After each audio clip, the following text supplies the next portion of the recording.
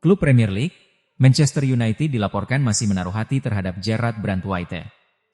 Seta Merah dilaporkan punya niatan untuk memboyong sang bek di tahun 2026 nanti. 2 tahun terakhir, nama Brandtwaite kerap dikaitkan dengan Manchester United.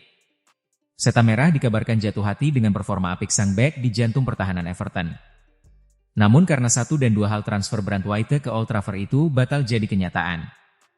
Malah MU memutuskan untuk mendatangkan bek tengah lain ke Old Trafford dalam 2 tahun terakhir. Chalk Offside melaporkan bahwa MU masih menaruh minat terhadap Brandtwaite.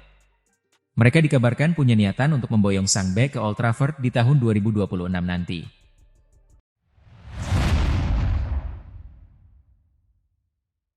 Klub Premier League, Manchester United dikabarkan punya target transfer baru untuk memperkuat lini pertahanan mereka.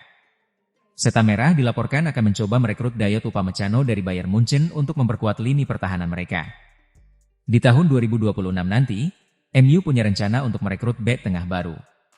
Mereka mempersiapkan sosok yang bisa jadi penerus Harry Maguire di lini pertahanan mereka, mengingat sang bek ini usianya sudah tidak muda lagi. MU sendiri sudah dikaitkan dengan beberapa bek tengah top. Namun baru-baru ini Seta Merah dikabarkan punya target transfer baru untuk memperkuat lini pertahanan mereka. Football Insider melaporkan bahwa MU sudah menemukan kandidat yang pas untuk menggantikan Maguire. Mereka dikabarkan berminat untuk memboyong Dayot Upamecano dari Bayern Munchen.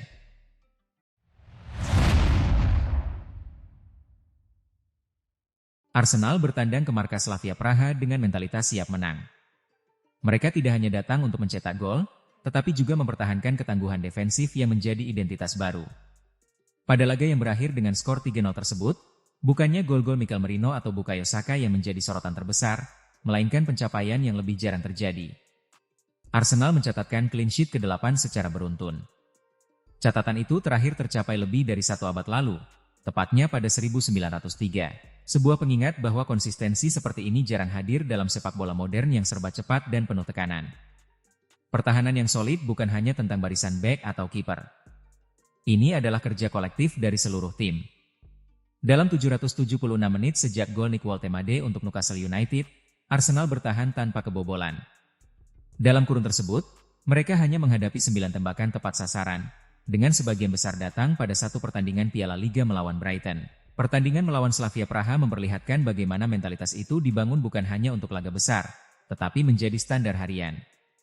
Inilah yang kini menjadi karakter Arsenal di bawah Mikel Arteta.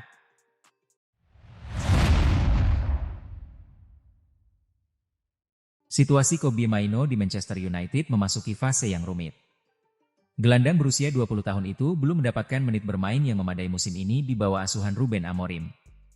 Kondisi ini menimbulkan kekhawatiran terkait kelanjutan perkembangannya. Mainoo sebelumnya telah meminta izin untuk dipinjamkan pada bursa musim panas, namun permintaan tersebut ditolak. Seiring berjalannya musim, perannya di tim tidak berubah, membuat tekanan untuk mencari kesempatan bermain lebih besar semakin meningkat. Hal ini menjadi isu yang sensitif mengingat peluangnya mempertahankan posisi di tim nasional Inggris jelang Piala Dunia 2026. Di tengah situasi tersebut, Napoli muncul sebagai klub yang siap memberikan solusi. Juara Serie A musim lalu itu tertarik mendatangkan Mainoo pada Januari untuk memperkuat lini tengah.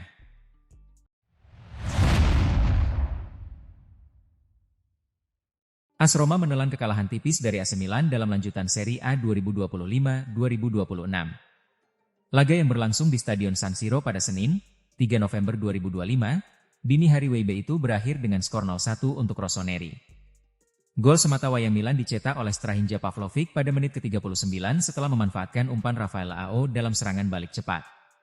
Kemenangan ini membuat Milan naik ke peringkat ketiga klasemen sementara dengan 21 poin, unggul selisih gol dari Roma.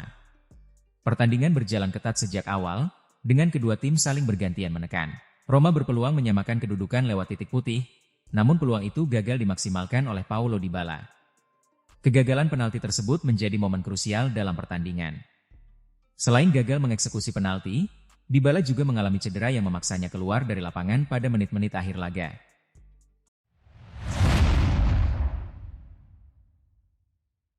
Spekulasi baru muncul terkait masa depan Harry Kane. Striker Bayern Munchen itu dikabarkan ingin pindah ke Barcelona di tahun 2026 nanti.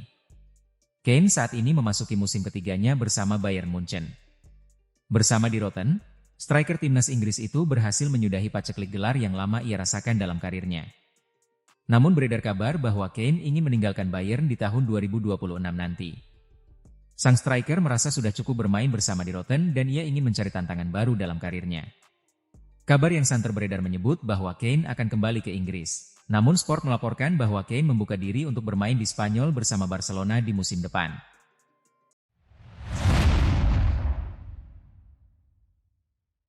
Bayern Munchen menutup laga penting Liga Champions di Paris dengan kemenangan 2-1 atas PSG, kemenangan ke-16 beruntun di semua kompetisi musim ini. Hasil itu menegaskan start paling impresif di Eropa saat ini. Rentetan ini berdiri di atas performa konsisten sejak pekan-pekan awal Bundesliga, fase grup Liga Champions, hingga Piala Jerman. Rekor start musim mereka bahkan tercatat sebagai yang terbaik di 5 liga top Eropa. Di Parc des Princes, Luis Diaz mencetak 2 gol sebelum terkena kartu merah, meringkas sisi eksplosif sekaligus intens dari tim kompani.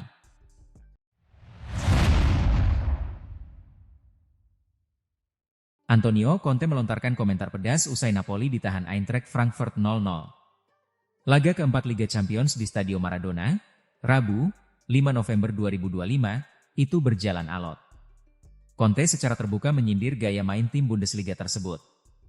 Dia menyebut Frankfurt telah sukses mempraktikkan catenaccio khas Italia. Pelatih asal Italia itu juga menyoroti jadwal pada sebagai biang keladi performa timnya. Apalagi, skuad Partenopei sedang dihantam badai cedera parah. Hasil ini menjadi hasil imbang tanpa gol kedua beruntun bagi Napoli. Sebelumnya, mereka juga meraih skor kacamata saat melawan Como di Serie A.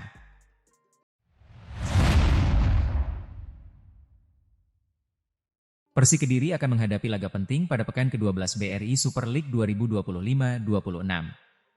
Mereka dijadwalkan menjamu Persebaya Surabaya di Stadion Gelora Joko Samudro, Gresik, Jumat, 7 November 2025. Meski berstatus tuan rumah, laga ini sejatinya beraroma tandang karena Macan Putih tidak bermain di Stadion Brawijaya, Kediri.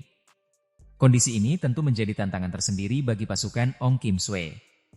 Persik membutuhkan poin penuh untuk memperbaiki posisi di klasemen, tetapi mereka harus melakoni laga di luar markas sendiri. Saat ini, Persik menempati posisi ke-11, sementara Persebaya 2 tingkat di atasnya.